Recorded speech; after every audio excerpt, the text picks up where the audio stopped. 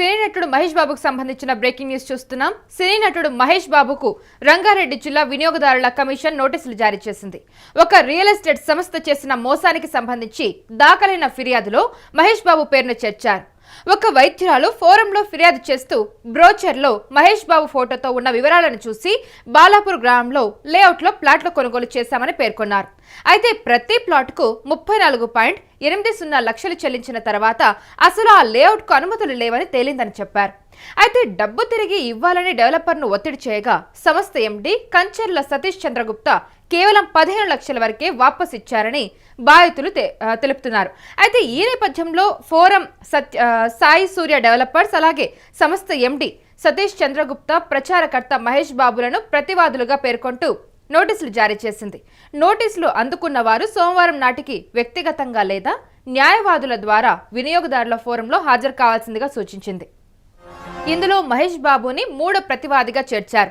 మరి దీనిపై మహేష్ బాబు ఏమైనా స్పందిస్తాడా లేదా అనేది చూడాలి. అయితే ఇదిలా ఉండగా రియల్ ఎస్టేట్ మనీ లాండరింగ్ కేసులో విచారణకు హాజరు కావాలంటూ ఎన్ఫోర్స్మెంట్ డైరెక్టరేట్ సైతం మహేష్ బాబుకి గతంలో నోటీసులు జారీ చేసింది, అది తెలిసిందే.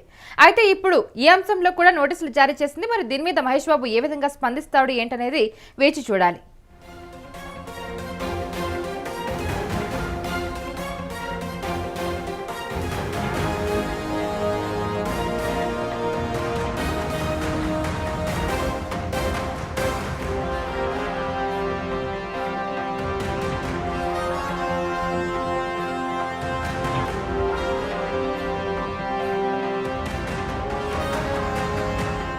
సినీ నటుడు మహేష్ బాబుకి ఇది షాక్ గానే చెప్పొచ్చు. ఇప్పుడు మహేష్ బాబుకు రంగారెడ్డి జిల్లా వినియోగదారుల కమిషన్ నోటీసులు అయితే జారీ చేసింది. అయితే ఒక రియల్ ఎస్టేట్ సంస్థ చేసిన మోసానికి సంబంధించి దాఖలైన ఫిర్యాదులో మహేష్ బాబు పేరును చేర్చారు. ఒక వైద్యురాలు ఫోరంలో ఫిర్యాదు చేస్తూ బ్రోచర్లో మహేష్ బాబు ఫోటోతో ఉన్న వివరాలను చూసి బాలాపూర్ గ్రామంలో లేఅవుట్లో ప్లాట్లు కొనుగోలు చేశామని పేర్కొన్నారు. అయితే ప్రతి ప్లాట్కు 34.80 లక్షలు చెల్లించిన తర్వాత అసలు ఆ లేఅవుట్కు అనుమతులు లేవని తేలిందని చెప్పారు. అయితే డబ్బు తిరిగి ఇవ్వాలని డెవలపర్స్ ను ఒత్తిడి చేయగా సంస్థ ఎండీ కంచర్ల సతీష్ గుప్తా కేవలం 15 లక్షల వరకే వాపసు ఇచ్చారని బాధితులు వివరించారు. అయితే ఇదే నేపథ్యంలో ఫోరం సాయి సూర్య డెవలపర్స్ అలాగే సంస్థ ఎండీ సతీష్ చంద్రగుప్తా ప్రచారకర్త మహేష్ బాబులను ప్రతివాదులుగా పేర్కొంటూ నోటీసులు జారీ చేసింది.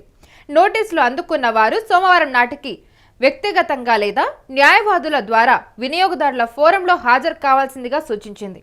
ఇందులో మహేష్ బాబుని 3వ ప్రతివాదిగా చేర్చారు. మరి దీనిపై మహేష్ బాబు ఎలా స్పందిస్తాడు ఏంటనేది చూడాలి. అయితే గతంలో కూడా రియల్ ఎస్టేట్ మనీ లాండరింగ్ కేసులో విచారణకి హాజరు కావాలంటూ కూడా ఎన్ఫోర్స్మెంట్ డైరెక్టరేట్ సైతం మహేష్ బాబుకి గతంలో నోటీసులు జారీ చేసింది. అయితే ఇప్పుడు కూడా నోటీసులు జారీ చేసింది అదే ఇప్పుడు రియల్ ఎస్టేట్ సంస్థ మోసం కేసులో కూడా మళ్ళీ మహేష్ బాబుకి నోటీసులు అయితే జారీ చేయడం జరిగింది. మరి మహేష్ బాబు దీని మీద ఏ విధంగా స్పందిస్తాడు ఏంటనేది మనం వేచి చూడాల్సింది.